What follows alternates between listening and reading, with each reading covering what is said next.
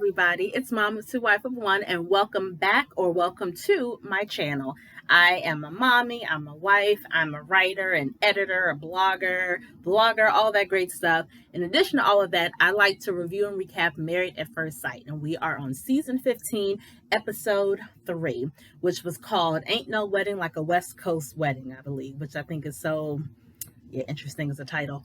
But yeah, if you're not familiar with me, welcome. Make sure you hit the notification bell. Make sure you subscribe, comment, like, share, all those wonderful things that allow people to find me and allow you to always know when I'm posting new videos. So we're going to get right into it. The first episode, I normally talk about what the show is about, the process of it. So if you want to learn more about that, definitely go back and look at episodes 2 and 1 from season 15. And feel free to look at all the other recaps and reviews I've done of Married at First Sight from previous seasons. But we're going to dive right into last night's episode. I really want to start with Kristen and Mitch. So last week, the episode ended with Kristen talking to her father. She is a daddy's girl, and her father lives, I guess, on the East Coast. So she waited until he visited. All she told him was that we're going to an event and you need to look nice.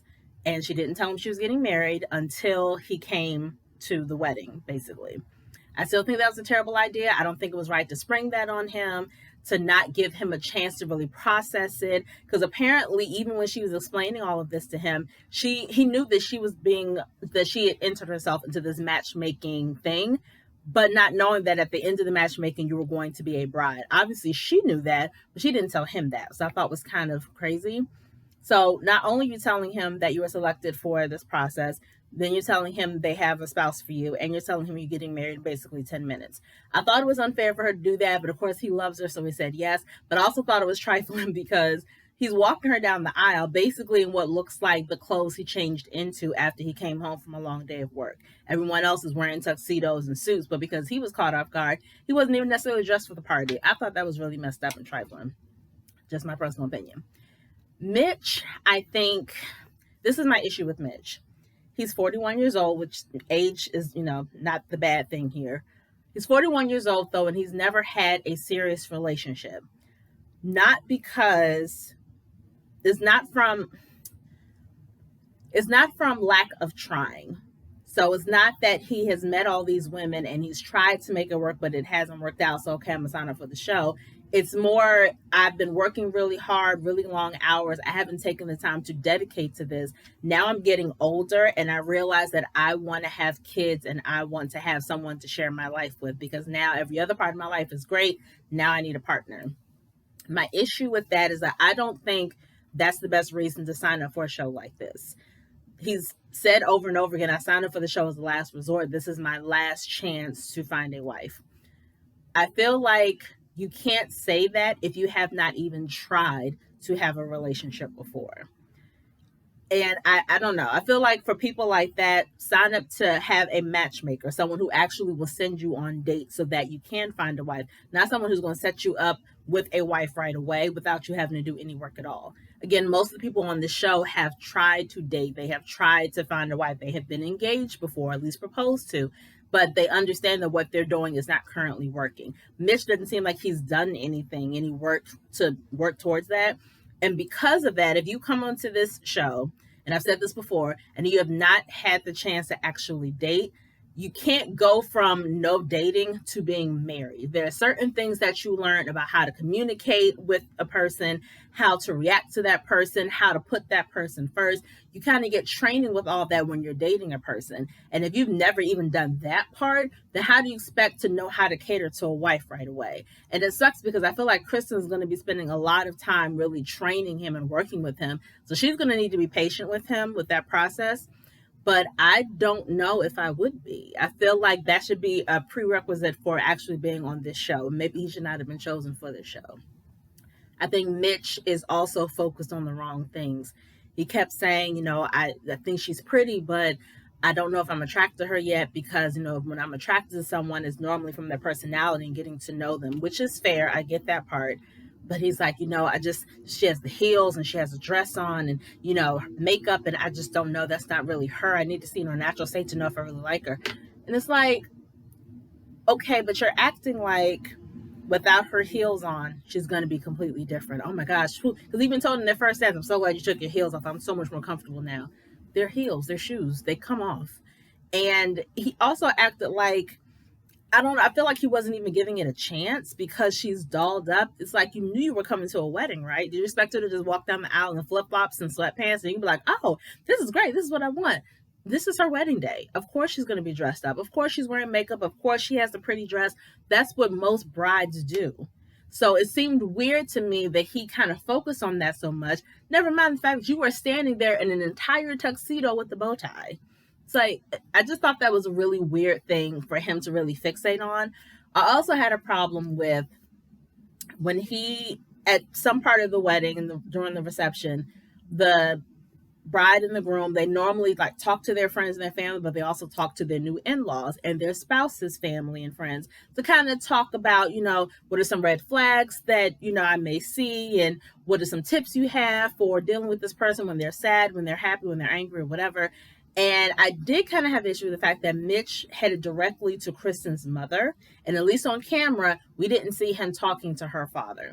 I feel like most men, that is the first thing that you do is you introduce yourself to the bride's father to say, hey, I know this was a big thing and I want to let you know I'm going to take care of your daughter. And not saying you can't talk to both parents, but I think it was clear that I don't believe her parents are together. I think that was pretty clear. But I had an issue with the fact that he kind of nosedived directly to her mother, who looks like her sister. Kristen does not look old. Like Kristen, I believe, is 32.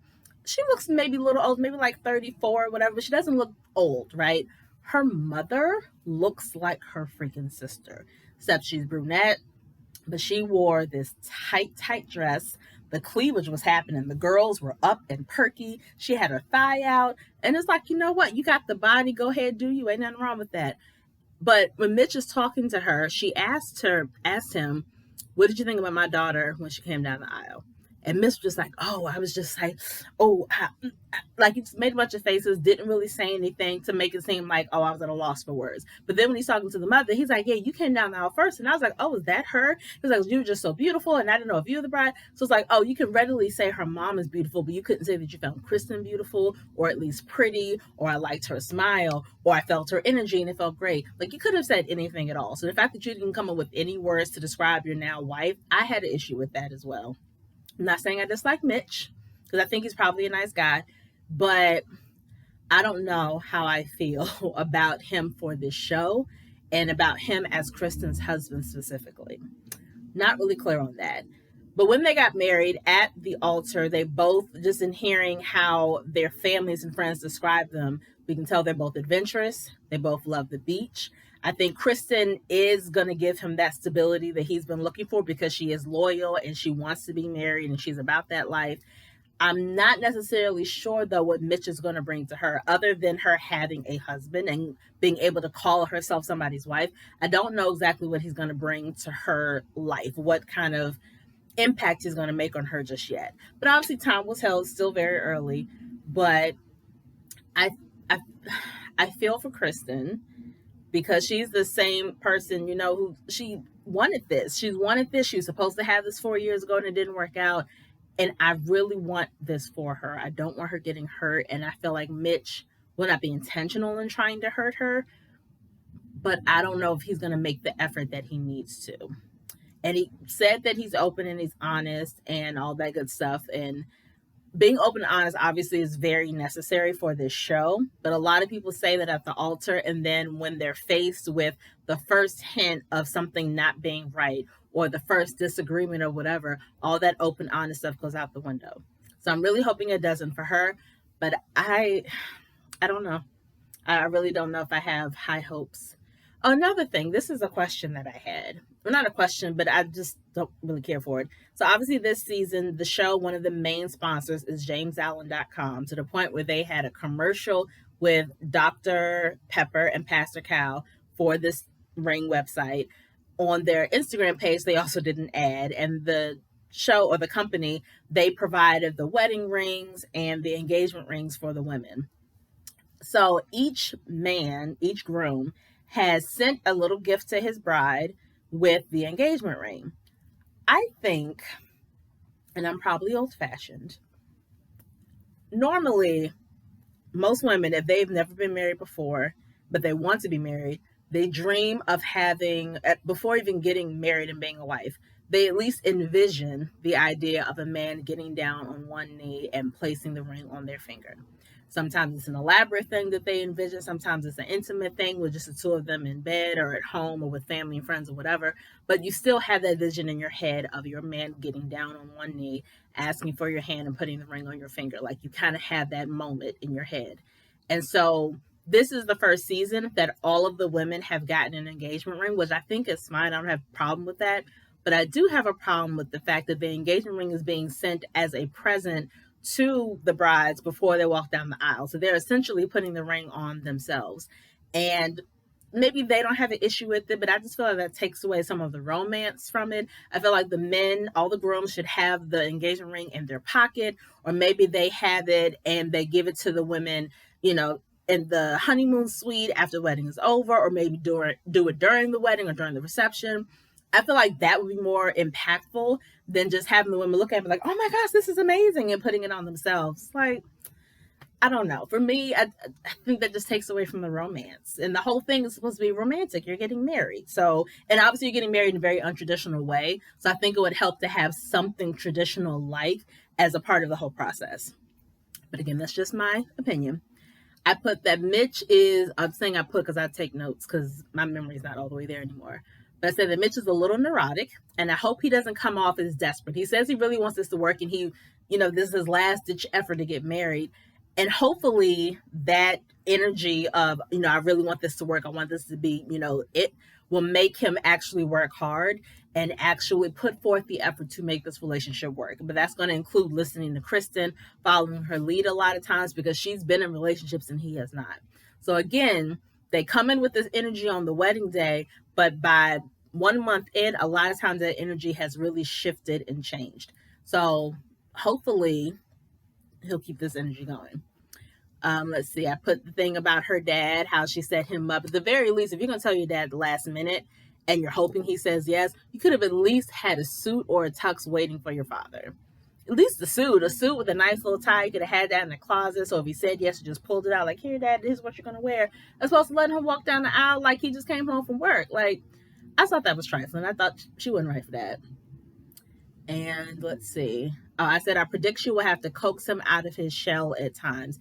He seemed a lot more shocked and uncomfortable than she was. She seems like she's an extrovert and she is all about not just making people comfortable, but maybe, making people comfortable, just talking, hanging out. She seems very comfortable in who she is and comfortable in any environment. So I feel like there are going to be times when she may have to help him out and be his support system when it comes to things getting too crazy, and kind of just be his peace a little bit.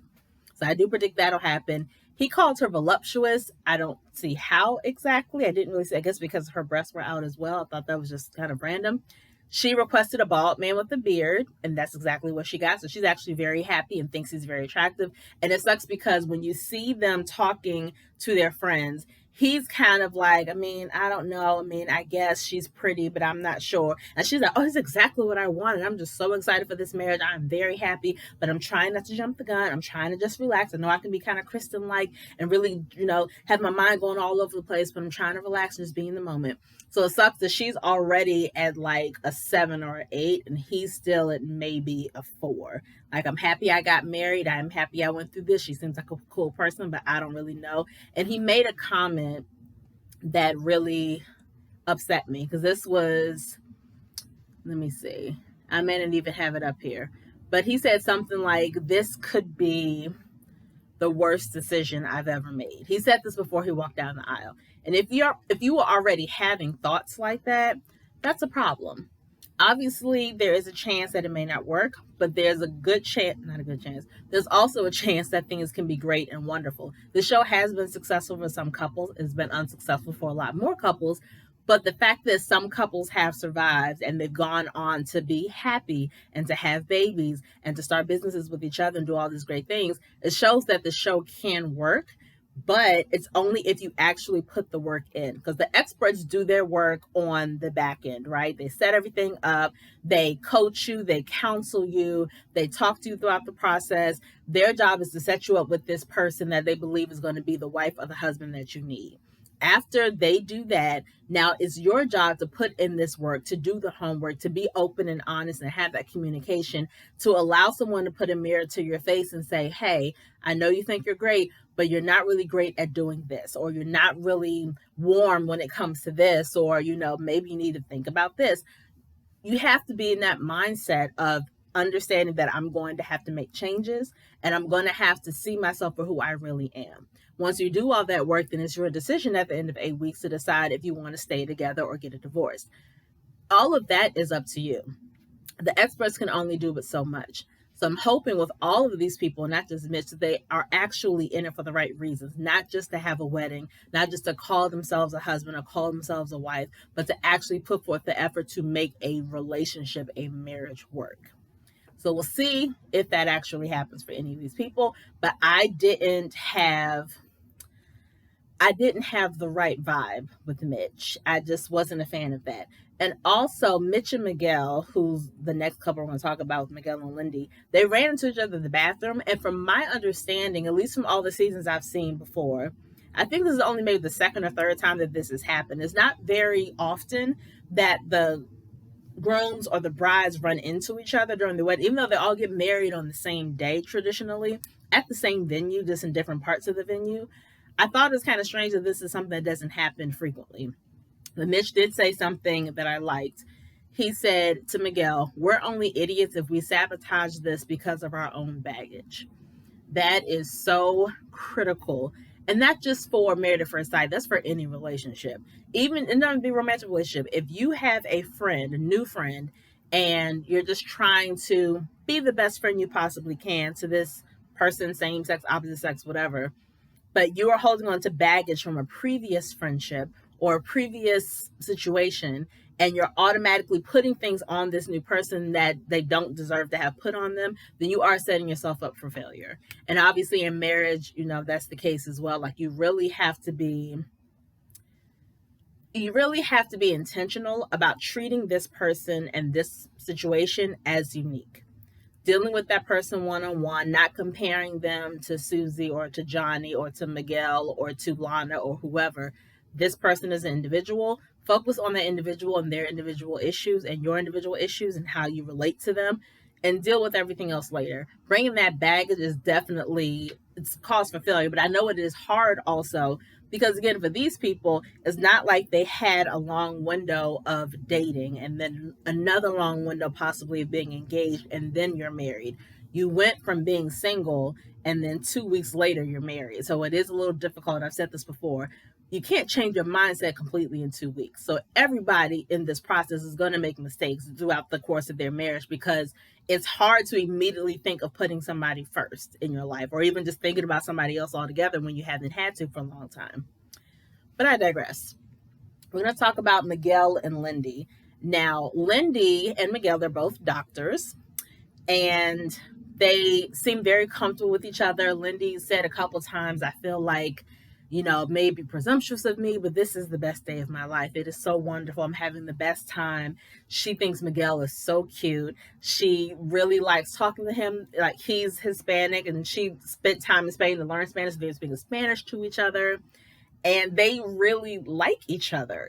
She seems very comfortable, and I thought it was cute that when they had their first dance, that was her first time in her 29 years of ever slow dancing with a man. And he made her feel comfortable. He definitely eased her into it. I don't think he knows the history yet of all of her religious trauma, but they fit together. And I just like the way he, I don't want to say handled her, but I like the way he was just patient with her and just really supporting her and just kind of, gliding with her across the floor. I thought that was really sweet. He even dipped her, and that's just, being dipped is such a fun feeling. For that to be your first time getting dipped and your first dance, I was like, oh, look at her, that's so cute. One thing she did say I thought was not interesting because it makes sense. She said, it's hard to conceptualize getting to know you because you're my husband. First of all, just using conceptualize in regular sentences, I think it's just funny to me because most people don't speak that speak that scholarly when they're talking to a loved one or just talking to anybody. So I was like, oh, that's really kind of cool. But yeah, it is kind of difficult marrying the idea of I need to get to know you and we need to talk and have conversations and all that stuff with the idea that I'm married to you, because you are, it's the dichotomy of you are a stranger, but you are my husband. That means you're supposed to be number one in my phone. You're supposed to be my contact emergency person now. But yet I'm still trying to remember your last name. I don't even have your number in my phone. It is kind of an interesting thing to deal with. But I thought it was cute. I thought that she was open and honest, putting things out there, but she was also open and honest, like, I like you, and I think this is going to be great, and I'm excited. She met with his sister, and the sister was talking about their tumultuous childhood. And she was basically telling Lindy, despite our childhood, the fact that Miguel is such a remarkable, amazing man is just phenomenal, because things could have gone so many different ways, but Miguel is a really great person. He's very grounded and he's nice and he's kind. And, Lindy's listening to it, and she had a great she had a great conversation with Miguel. And I predict that she's going to be turning to her sister-in-law in the future whenever she doesn't really know how to handle Miguel. Or if, there's a chance of Miguel shuts down or something like that. I feel like Lindy's going to turn to her new sister-in-law for assistance and guidance. I kind of see that happening. And the sister basically told her that Miguel needs effective communication. He needs someone who will put in effort to make the relationship work and work with him as a team to get what they both want. And Miguel basically said the same thing. He wants someone to help him guide this ship called life, basically. So I hope that Lindy will be able to do that for him. She seems to be excited, but obviously it's the first day. Everybody's excited the first day. But one thing I didn't like, which bothered me just a little teeny tiny bit. So Miguel talked to Lindy's brother and her mom. Now, the brother was kind of leading the conversation. And he basically was like, for my little sister, I always pictured her being with someone who believes in a higher power. So, do you believe in a higher power? Do you believe in, and he didn't specifically say, do you believe in God? Do you believe in Jehovah? Do you believe in Buddha? Just, do you believe in a higher power? Do you have spiritual beliefs at all? So I did like the fact that he, wasn't specific with it. But I did think it was kind of presumptuous of him to, not presumptuous, I feel like it was a very direct question, but I feel like you should have led into a little bit more. This is your first conversation with your new brother-in-law. I feel like you could have softened it up a little bit and asked some other questions. But I also didn't like the fact that he's asking that question because it was important to him. He never said, my sister wants someone like this. He said, for me, I always wanted my sister to have a man who believed in whatever. And Miguel said he really doesn't. He's like, I don't believe in organized religion. And I understood his rationale and his opinion and everything. But the brother obviously looked very disappointed and was saying how religion is important to him and it dictates how he lives his life and how he makes decisions. Okay, that's all well and good for you. That's great. But you're not married to Miguel. And if Lindy really thought that was so important, if you guys remember from her background, she had some religious trauma. So she stepped away from the religion that she was in. I don't know if she's in organized religion now, but I think she has some kind of spirituality there. But if that was important to her, you already know these experts ask those kind of questions. They ask about religion. They ask about your beliefs. So if that was something Lindy really wanted in a husband, they wouldn't have given her somebody who does not have those beliefs. So I didn't like the fact that her brother was really pushing that idea on Miguel as if he was speaking on behalf of Lindy. It's like, pump your brakes, sir. You weren't. So I didn't quite care for that. But I think the two of them are cute together. And, we'll see what happens with them. Morgan and Ben, there was really nothing with them. They're going to get married next week. So we'll see that. I think that's going to be interesting. Justin and Alexis. So I liked the moment with Justin and his brother. His brother was really against the process leading up to the wedding. Wasn't very supportive, but at the actual wedding, he was like, I can see that you're serious about this. Alexis came and talked to us. I feel a lot better about who she is. And, it was basically a thing of, I helped to raise you, so I'm still looking at you as my little brother. You are a grown man, and I need to accept that. And they had the little moment where they patched things up, so I thought that was cute. And let's see. She talked to Justin's friends, and they said basically giving her advice. They said, don't assassinate his character. And they said he's sensitive, and what they want for Justin is for him to have a partner for life. And they asked her if she was really committed to being there for him. And she said, I'm significantly invested. So I like that.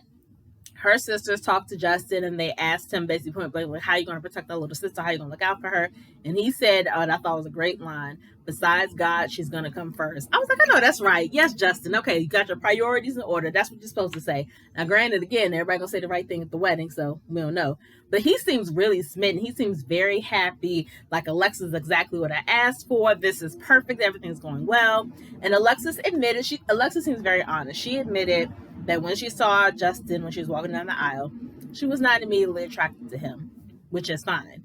But in conversing with him at the wedding, she really sees, okay, this is why he was picked for me. And she's liking his personality. She's liking his energy. And it seems like she's liking his friends and his family. So I feel like she's doing what we all want people to do when they have this process.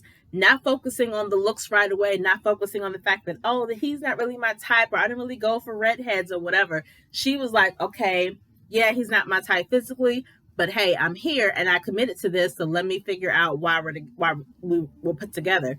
So she started talking to him. Oh, I get it. I understand the assignment. And she immediately started liking him the more she learned about him. Because again, she went with the energy that she felt. She went with the conversations they were having. She didn't focus on what he looked like. And I tell people all the time, even if someone you meet is not drop dead gorgeous, the more you learn about them and the more you like them, they start becoming more attractive to you. That's just kind of how it works. And I like that she is already putting that into play, and she's already determined that, okay, we're going to work with this. So I like them together. I think they both seem a little smitten with each other, and that makes me happy. I really like that. And one thing I did like is, let me see. Okay, I like this thing. His friends asked her, because she basically, most of the people asked like, oh, so I just married your boy, what's the cheat code, how do I handle him, blah blah blah. His friends flipped the switch, and Justin's friends asked Alexis what's the cheat code to her. He was like, when you're upset and you walk out or whatever, and Justin calls us asking us what he should do, basically, what should we tell him to do? And I love that, because most men don't think to ask that question on behalf of their friends, because it's true. At the end of the day, if I piss my husband off, actually maybe not my husband, most people, especially in this experiment, if you piss off the husband, piss off the wife, obviously you may not know right away why they're pissed off, because you're still getting to know them. But the first thing you're going to do is call your boys or call your girls like, oh, I don't know what happened. He did this. She said that. And then I did this. And then she blah, blah, blah. You're all going to call your friends, because who else are you going to turn to? So I love the fact that they asked her point blank, when he calls us, because at some point he's going to call us, what should we tell him? What advice should we give him when it comes to dealing with, your attitude or dealing with you being upset or whatever? So I really love that they did that. And I also like that when Justin, he asked her friends and sisters, like, oh, are there any red flags? And I love that they walked away. They were like, well, yes, you'll find out. On one hand, maybe they probably should have given him some kind of insight. But on the other hand, he is going to find out for himself. So maybe they didn't want to paint a picture of her incorrectly. They were like, oh, well, just find out. I did think that was funny. But I just liked them talking with each other. I really did. And another thing that I liked, when they got back to the honeymoon suite, I loved that she changed into something very cute. I complain about this a lot. A lot of the women on this show, when they get back to the honeymoon suite and they're changing the pajamas, a lot of them will change into some long sleeve, flannel, unattractive pajamas. And it's like, okay, you may not have sex with your husband the first night because you just met him. That's fine. And nobody's judging you if you make that decision. But that don't mean you can't look cute. It's still supposed to be your honeymoon. It's still supposed to be your first night as a married woman. Like, just zhuzh it up a little bit. So I love the fact that Alexis was like, if something happens tonight, I need to look cute. And that's why I put it. I was like, as you should. You should always be prepared just in case. She and Justin seem to have the most sexual chemistry. I think next will probably be Stasha and Nate. But Alexis and Justin kissed a lot more than everybody else. And not just kiss. I mean some open mouth kisses. I didn't see no tongue. I could be wrong. Maybe there wasn't tongue. As I think Alexis put her tongue out a little bit, but they had a lot of heat, a lot of passion. Justin's been celibate for a year and a half, so he's fine not having sex the wedding night. But that, you know, he ain't dead. He's still attracted to his wife because I think he said his member is hard as a rock. It's like, really, did we have to say this on camera? I think we all knew that. Like, have a little more decorum, Justin, you know. But whatever. I feel like if any of the couples have sex on the first night, I don't think any of them will. But if any of them do, I think the only one who would be Alexis and Justin. They're the only ones I see really going the distance, I guess, when it comes to that. And the last couple is Stasha and Nate. Oh, okay, so this is a comment I made. At all of these weddings, they have a moment where the bride and groom are just talking at their sweetheart table and people start clinking on glasses. I've been to enough weddings to know that when people clink on glasses, they're trying to get the bride and groom to kiss. So the fact that people still don't know that, it's like, have you not been to weddings? And maybe they don't do this at every wedding, but I thought that was common knowledge that when everyone in the room starts clinking on their glasses, is to get the bride and groom to kiss. Like, I thought everybody knew that, but apparently they don't. So maybe I'm wrong. But I did like that, you know, she is training herself. She's like, you know, I'm not going to treat this like I treat every other relationship. In every other relationship, I'm constantly looking for red flags. I'm keeping it light this time. I'm going with the flow. I'm not looking for red flags, but if something happens, obviously, I'm going to keep my eyes open. But I'm not going into this looking for them. I'm going into this with my eyes wide open, with my heart wide open. I'm just here to be married and to enjoy learning about my husband. So I like her attitude going into it. And I even like Nate's attitude. They already talked, I thought it was interesting. They already talked about both being open to leaving San Diego if the mood strikes them and having multiple homes and traveling a lot.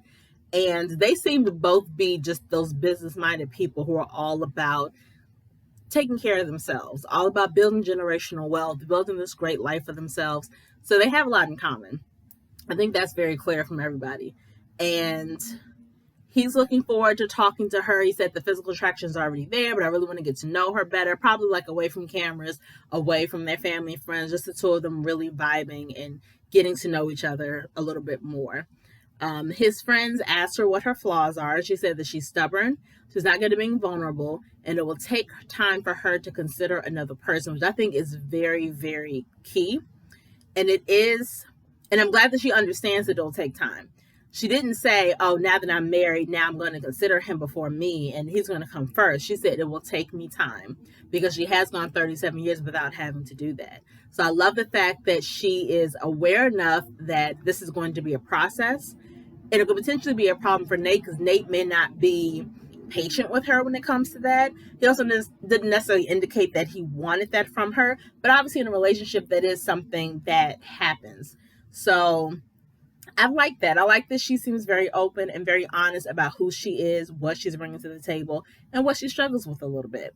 So I appreciate that. They did talk about how he has female friends, and she was like, I'm fine with it as long as there are clear boundaries. And she's like, and I hope his boundaries align with mine. Now, I will say that I am secure in my marriage, meaning that I love my husband. I know my husband loves me.